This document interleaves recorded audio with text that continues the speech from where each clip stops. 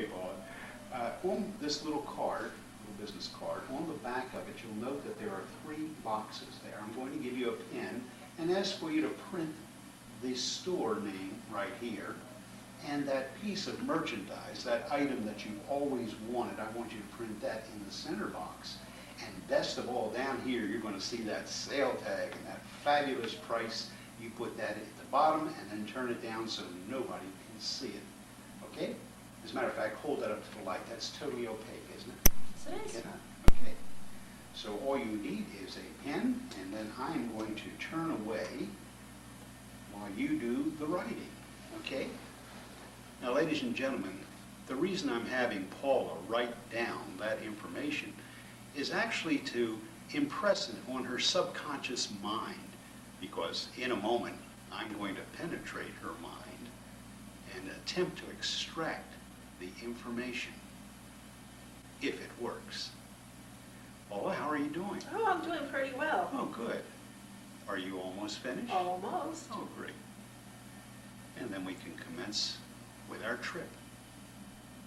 Okay. All done? All done. Turn it so I can't see the writing. I hope you can't. And just place it, just slide it right into the pocket and push it right down. Very good.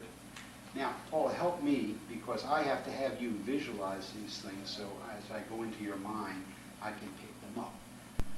Almost like a camera, I want you to see the front of this store.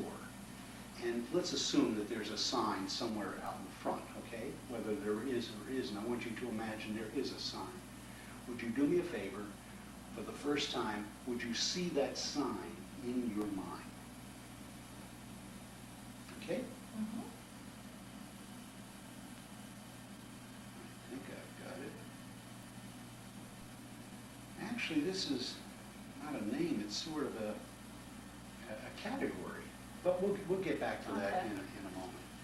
Now, I want you to imagine that you're going to the department where this beautiful piece of merchandise happens to be, and I want you to look at it. Can you see it on the Oh, phone? I can see it. Oh, great. It looks like exactly what you've been looking for. That sure is. Okay. Same color. Ah. Very good. So that would be 1. This would be 2. We need only one more thing here, and you know what that is.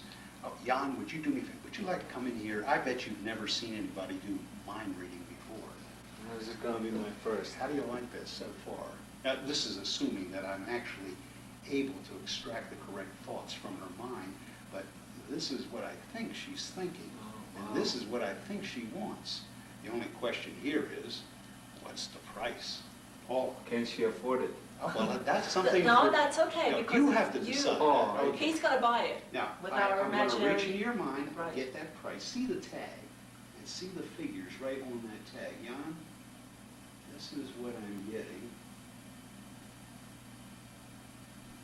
And I have no idea. Doesn't seem like much of a bargain, does it? But then again, I have no idea what these things run. For the first time, Paula, would you tell Jan and I where is this store that you would like to go to? Cheap dealer. Oh, a cheap dealer? Yes. A cheap or Jeep? Cheap. Oh, I said Jeep. Like a cheap car. You want a cheap Jeep deal, right, okay. And what is it that you wanted to buy there? A Jeep. That makes sense. Beep, beep. And how much did you want to pay for it? I don't want to pay for it. It's Well, coming. what was Okay, on let's what go. was on the tag? That's $20,000. $20,000. Jan, would you read off what I wrote down? Number 1, Paula wants to go to Jeep dealer. 2 She wants to buy a Jeep. and And the 3. sale price was $20,000. Get out. Oh, come on. Paula, you have a great mind for mind reading. You know that? Oh, come on. It was a little dark when I got in there, but you know. Ah, well, figures. I have lots of cobwebs. Right now, you have the gravity case in your possession, but I'd like to talk about the various components of it and my experience, because for 3 months I had this puppy all to myself and performed it in all types of situations, and found it to be probably one of the best devices of its type that I have ever used. At any rate, let's talk about the construction of the gravity case.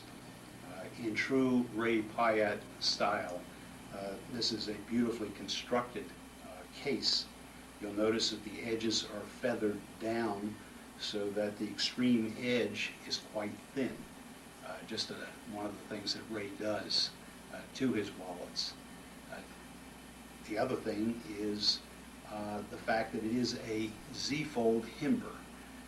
Z-fold, of course, comes from this, and the fact that both sides are identical to one another. That's one of the things that aids the illusion in the use of this wallet.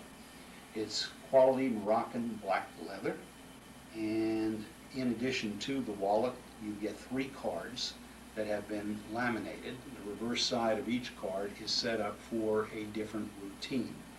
In addition, you get a vis-a-vis pen by Sanford. This is an overhead projection pen. The reason this is used is to enable you to reuse the cards over and over and over again, because after the spectator has written on the card, as soon as you have finished, all you have to do is take a damp Kleenex or a paper towel and you can remove the writing from the card, and you're all set to go again. I'll go over the 3 routines a little bit later, and also how you can customize this. I know that some of you would prefer to use your own business cards, and that's fine. But I have found that these 3 routines are probably going to suffice. But then again, if you want to use your own creativity and do it, it's very simple to do, and we'll go over that in just a moment. The mechanics of the peak are probably the most important. There is one thing that I have added here, and that is a small black vinyl letter. Now these are available in Office Max or Staples. They come in all different sizes. This is approximately a little less than a half an inch, and I affixed a B, a black vinyl B. The black vinyl letters, of course, are used in making signs, and they're readily available, as I said, in office supplies or stationery stores. What this does, it enables me to be able to differentiate between the 2 sides of the wallet. In other words, lower right-hand corner, that tells me that for me to begin the routine, I open the gravity case from right to left. And that's the puppy that lets me know that I'm going to be accessing the first side, side number 1 of the gravity case, in order to get the loose card and be able to remove that and hand it to the spectator.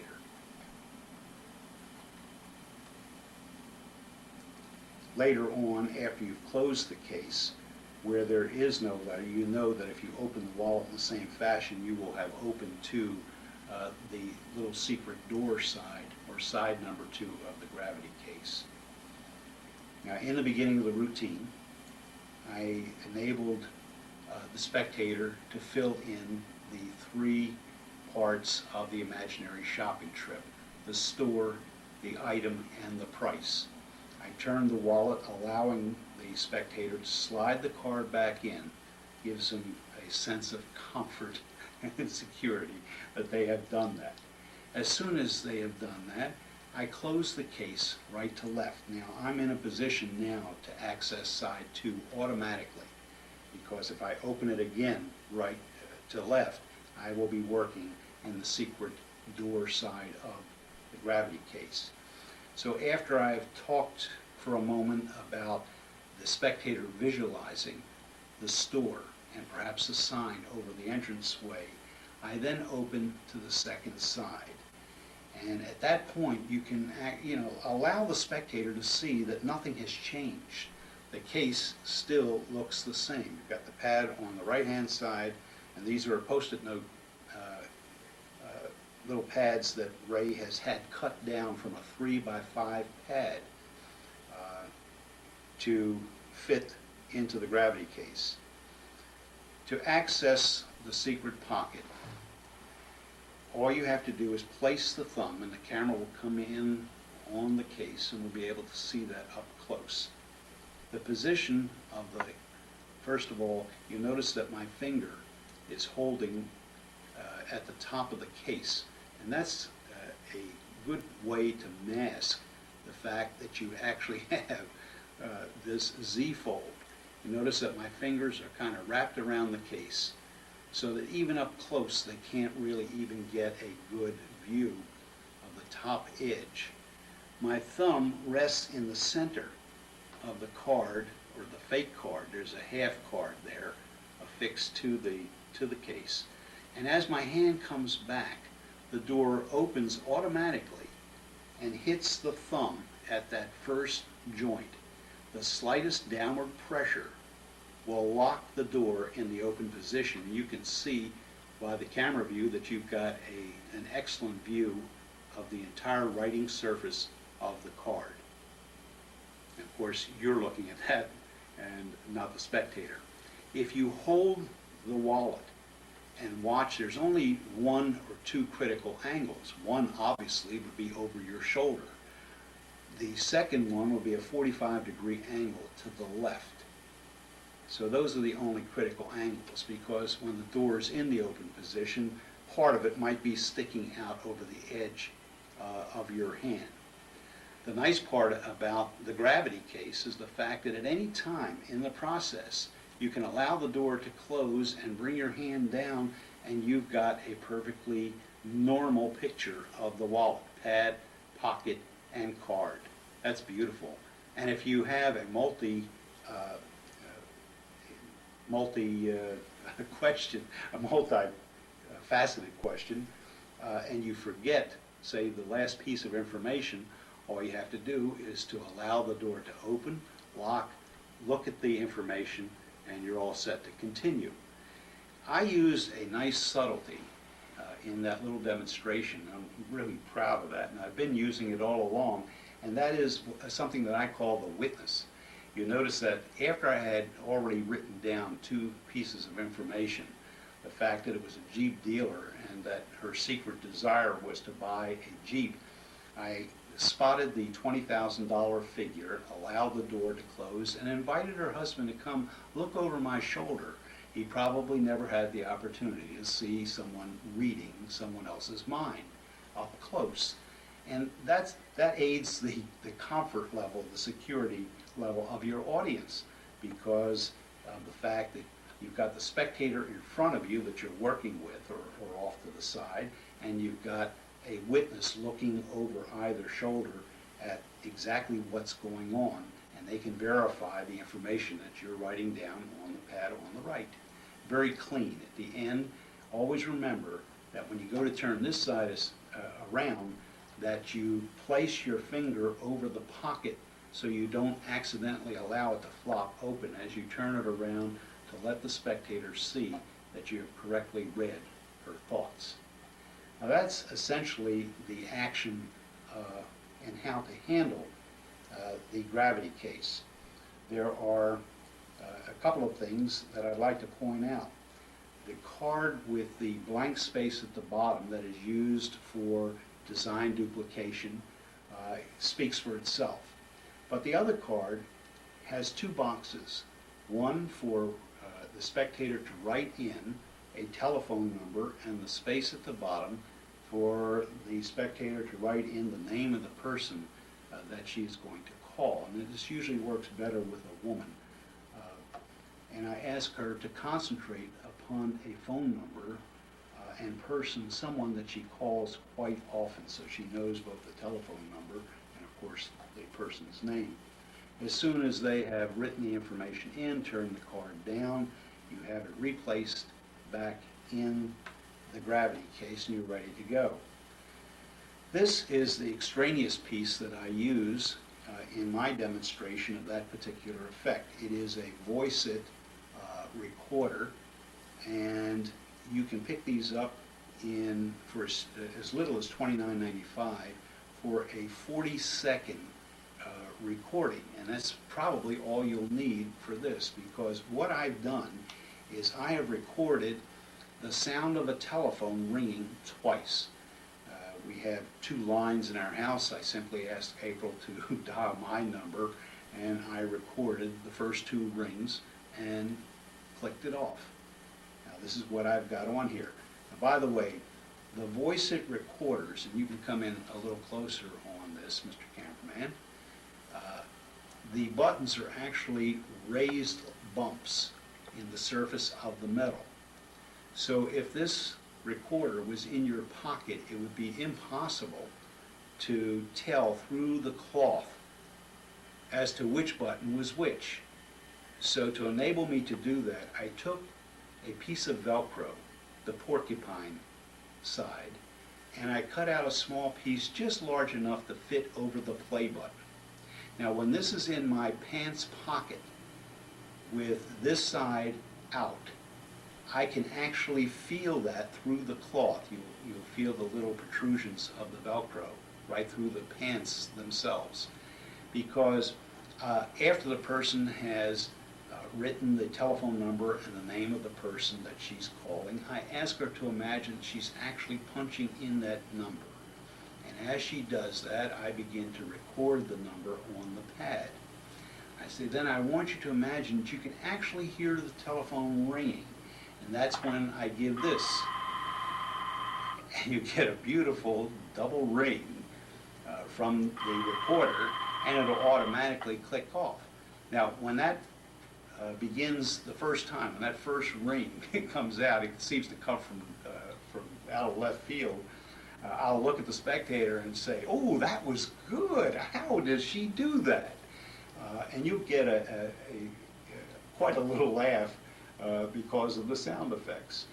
Of course, you don't have to use that if you like to work straighter, but I like a little bit of humor in the routines that I do. And of course, you then zero in on the person who has picked up the phone on the other end, and you pretend to be sort of listening in with your mind to the conversations. I can hear you're saying, April, are you calling April? Is that the person that you're calling? And she'll say, yes. And you'll turn the pad around and say, well, next time you see April, tell her that Larry Becker tapped your mind. And you've got a cute little routine. At any rate, you don't have to, as I said, use these cards. You can simply use your business card, and remember that on this side, you're going to have to cut your card, and you can move in on this, Mr. Cameraman, so they can see. Zoom right in there. That there's a half a card that has been affixed to the top of the window using double-sided Scotch tape. All you have to do is replace that carefully, lifting it up. And by the way, anytime you want to ensure that you're not going to have a problem lifting up things like double-sided tape, just get yourself a little bit of rubber cement thinner in a little oil can that they sell in art supply stores, and apply that along the edge, and that will loosen up the double-sided tape and allow you to remove it easier. Cut off approximately 1/4 of your business card and tape it in here exactly in the same position as the one that came with your gravity case, and you'll be all set to use this with your own business card. You can laminate your cards and use the Sanford vis-a-vis pens and still have the ability to reuse the cards over and over again. Or if you don't want to do that, then don't bother laminating it and simply replace the cards in the other side each time that you perform. And I recommend that you only place one card in the pocket. That is the care and feeding of the gravity case. All I can tell you is that after using this for 3 months, it is an absolutely fine device for gaining information secretly. I'm sure that as you work with it, you'll find that out for yourself. And if you happen to find any unique uses, both Ray and I would be interested in what you came up with. Perhaps one of these days we'll do a little book of routines for the gravity case. Thank you so much. I sincerely hope that you enjoy using this delightful, ingenious prop, the gravity case. Thank you.